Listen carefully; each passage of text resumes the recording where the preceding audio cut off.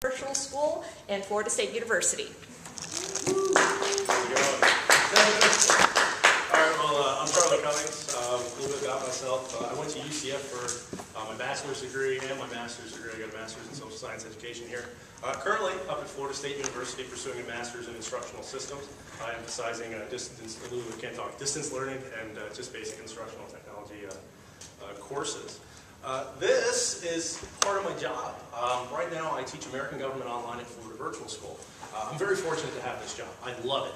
I'm just like a tech-driven teacher, you know. And I was in a classroom last spring for a little while, and most of the time I was doing stuff with tech. So I love it. I'm a natural fit over at Florida Virtual School. So what is this about? Well, what do we know about online coursework? Raise your hand if you take an online class in college before. Okay, and how many of you absolutely love every week going onto that discussion forum and posting 3 posts by Friday or Sunday? Yeah, okay. I get it. We're trying to recreate the online or the traditional classroom environment online, but you know, we know how it works. But let me just figure this out for a second. All right, predominantly online classes, you know, they're learner-centric. The teacher doesn't really play a whole lot of role in your learning. Sure, they'll answer your questions within 48 hours. Maybe you'll get lucky and you'll have a teacher that actually teaches an online class or a live class. But a significant portion of the class is actually devoted to text and readings. You'll, obviously read the lessons that they give you and then go and post on the discussion forum. Smaller portions of the class are actually devoted to audio and visual. Any of your teachers ever have any videos to accompany the lessons or MP3s? You know, now that's really great that they're doing it. Before though, since 2002, 2003, you would be hard-pressed to find anybody willing to do that. But we have to ask ourselves, is there always equal distribution amongst all modalities of learning? Sometimes yes, sometimes no. It depends on who your online teacher is at the college level. But there's always a low probability of encountering online coursework asking you to engage yourself through apps. How many of you have teachers or have had teachers online that actually tell you, okay, load up your smartphone or your iPad and say, pull up this app and we're going to do a lesson through here? Anybody had that yet? Yeah, you probably won't unless you take like a class in MLearning. So this all comes from my 9 years experience in online learning. I've been a student forever. Now I'm teaching online, so I kind of take what I learned as a student and I try to apply it as best I can to my online practice as a teacher. But it's also the explosion of apps and tablets and smartphones and everything. It's just crazy how technology keeps changing. This last September, I was at a staff conference for Florida Virtual School, and I sat in on a session with a professor here from UCF. And it was her and her husband. They were talking about the iPad, and I had never really thought about buying an iPad. I mean, who wants to shell out $500, right? So I'm sitting there, I'm watching the session, and I'm just like, I'm blown away by some of the stuff they're doing. This is great. That next day, I ran out and I bought one. I didn't think twice. I was like, I had to have this. So, you know, it kind of became a tool at that point, but I'll get to it. But you need to engage distance-based American government students. That's my need. I find that what happens is with the online classwork, it's kind of like if you were a classroom teacher, and you decided that the first day of class you're going to throw a textbook at the kid and say, here, teach yourself. That may work at the college level, but it doesn't really work at the K through 12 level, especially with, my seniors. So I kind of had to find something that would keep them engaged in the content and have them learn from, other viewpoints and, actually interacting with it. But like I said, I'm moving away from the traditional online instruction methods and practices, incorporating MLearning technologies. And this is where it all kind of comes from, this equivalency theory. And this was something I picked up in a paper I just did for one of my teachers at FSU. Simonson, Schaller, and Hansen, 1999. Equivalency theory is based around a concept in which the more equivalent the learning experiences of distance learners are to those of local learners, the more equivalent will be the outcomes of the educational experiences for all learners. And I think that's kind of been the model for online education, especially for the last 9 years since I've been involved with it. Every teacher's trying to recreate the classroom environment. They did it with the discussion board, they did it with, post this, do this, so on and so forth. But we really got to create an experience as online teachers that, we could incorporate in the classroom and incorporate online. And I think that, apps and smartphones, tablet-based learning is, a really good way to do that.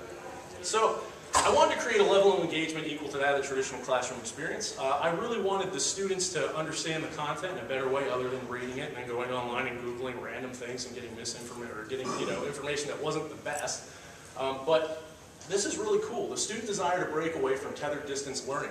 I did a survey with my kids and 20% responded to it. I love that. You send an email out and the kids, they don't want to reply. Or they don't want to go on SurveyMonkey and do anything. But 20% did.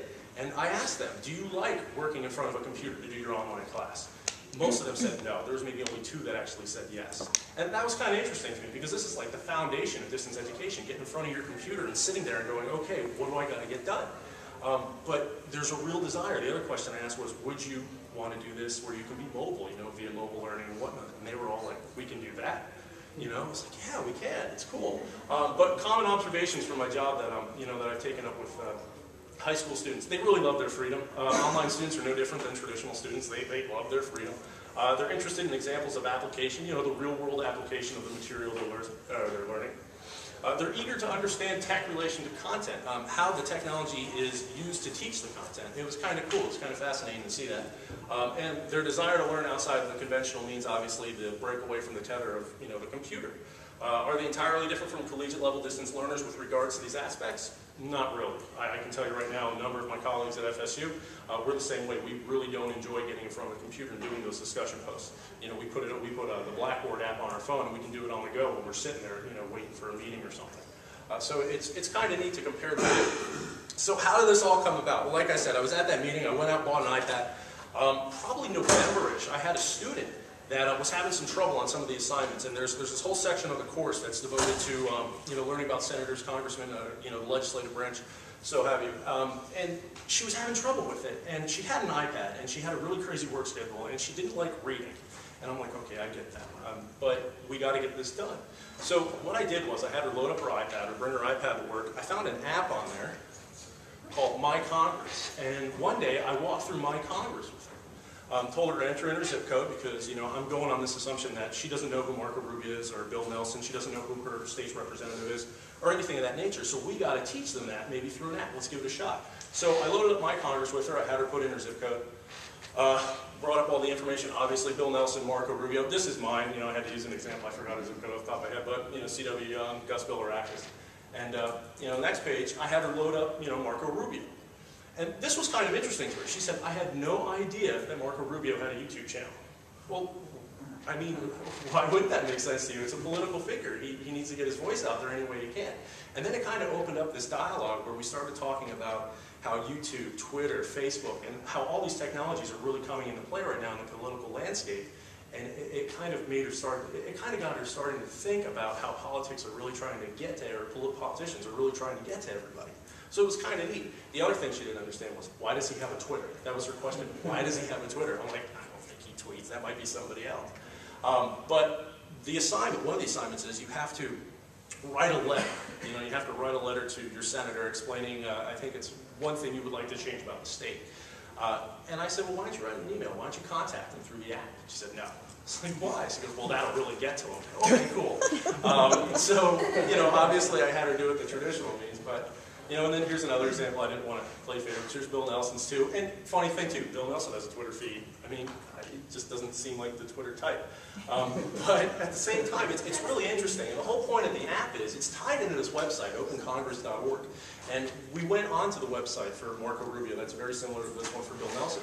And it's got his voting record. It's got who he votes with, how he votes, what bills he's looking at right now, what bills he's introduced, what bills he's sponsored, co-sponsored. There's just this plethora of information that they're getting out of this app that they weren't getting in the classroom. And this is amazing. So overall, she enjoyed it. She really did learn from this. I mean, the assignments she turned in, the 4 or 5 assignments she turned after this point, I know she used the app because she was pulling information directly from it, which was kind of cool. I really wish she cited her sources and everything, but at the same time, it was great that she was using the technology to learn the information. So quick equation: iPad plus student need to learn about elected officials equals win. So I said, well, why don't we try this at a bigger scale? Let's really get this going. So I sent out a poll again. I was like, how many of my kids, how many of you guys who have iPads? I got a small number back. It was like 5 or 6. How many of you have Android-based smartphones? And then that number was just insane. So I was like, okay. So I picked 9 kids at it, and a couple of them came, a couple of them went, but overall it was 9. And I said, well, let's try to recreate this. So I went on the Android marketplace, and I found the same app, the My Congress app, which was kind of cool. So I asked them some questions beforehand. I really wanted to see if this was, the right way to do this, because if I do 9, then maybe I can do 29 later, and 39, and so on and so forth. So I asked them some quick questions. Can you name the senator? Who's junior? Who's senior? Number 7 is my favorite. Which corner of an envelope does the stamp go on when you want to mail a letter? Because I started to think, do these kids have the essential skills to mail a letter? Couldn't they contact somebody from the letter? Because the letter was the traditional assignment. You had to write a letter. It's like, cool, most of them knew. There was one person that put IDK. So I was like, that's a true sign of the times. I appreciate that. But contacting people, if you're asked to contact your district's elected official, how would you go about doing that? This was really cool. Internet, Facebook, letter, Twitter, Facebook, email. Okay, cool. So I was getting a lot of, a wide range of responses. I was getting some people that knew the stuff, didn't know the stuff. So for one of my classes, one of my instructional systems classes, it was weird, I had to make like an instructional tutorial. I'm like, well, I kind of did this as a teacher when I made lesson plans and I had to find the information and build stuff and packets for the kids. Okay, sure. So basically what I did was I created an instructional tutorial on how to use the Android smartphone for the kids to access the My Congress app. So obviously they would, go here, find this application, basically point and click tutorial. It was kind of cool. I was sitting there with my iPad and I was taking pictures of the phone. I was like, this is neat. I'm a total nerd right now. It's great.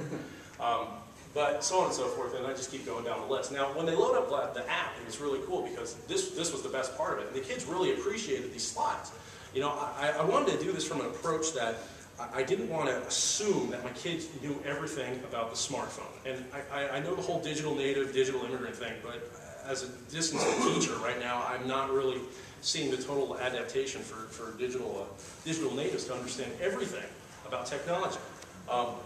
So they really appreciated this. They really appreciated the visual tutorial, which was great. And then this was the coolest thing. They didn't understand this, but once they got to the end, you can actually call the elected official from the cell phone, which was really sweet. I said, when you get to this point, give me a call, because I'm in phone contact with my students a lot. And they're all like, I'm not calling him.